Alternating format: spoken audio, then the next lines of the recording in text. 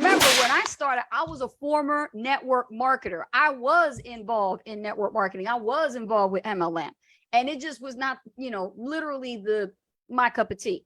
And I actually stuck it out for 12 long years, struggling. And then I thought I could do it for another additional so that I could, hit that big almighty 20-year struggle. Okay.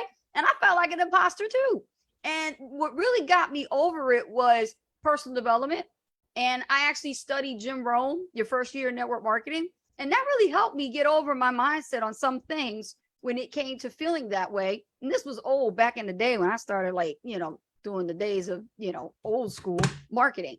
But then when I got into online marketing, I realized something that actually caused that literal identity of imposter syndrome. It was looking at everybody else and comparing the top producers with my results, how I was not actually excelling and I was not moving as fast as they actually perceived it to be, and made it seem so freaking easy. And it was like, how are they walking across the stage with all this big checks and I don't got nothing? So I literally was getting mad at myself.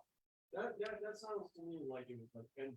It was envy. And then when I started studying, Jim Rohn, and I started going through Les Brown and, Brian Tracy and all these different, personal development gurus, these guys, Anthony Robbins really was what hit it the home with me, because it wasn't about being perfect. It was about taking imperfect action.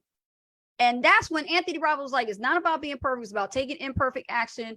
You have to own and embrace your authenticity. Stop worrying about what everybody else is doing and focus on what you could control. It's okay to make mistakes. It's okay for you to actually be imperfect. That's what you got to understand. And when you start putting out content and you still feel like an imposter, okay? Somebody's trying to call me. Come on, y'all. And you start feeling like an imposter, okay? You got to stop comparing yourself to someone else's results.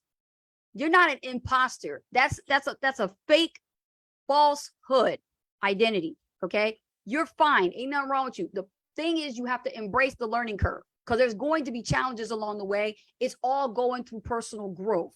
So if you feel like an imposter, work on that. It's a work in progress, and consider that to say to yourself, you know what? Look in the mirror and say, I am a work in progress. I need to work on this more, okay? And at the same time, accept compliments. Learn to take a compliment. Even when you make a mistake, people are going to laugh it off. Some people will laugh at you. Some people laugh with you. Okay? Take it both ways. It's both positive and negative, but it's good feedback, because either or failure is feedback. Okay? There's what my take on that. No, that was a good point. I mean, failure is feedback. I mean, Yes. Whenever we do something and, we get something in return, whether it's negative or positive, we have to pay attention to that, right? So if it's positive, do more of it. If it's negative, don't keep doing that, or you're going to keep failing, right? Exactly. Pretty much common sense. Exactly. But a lot of people really forget about that. So.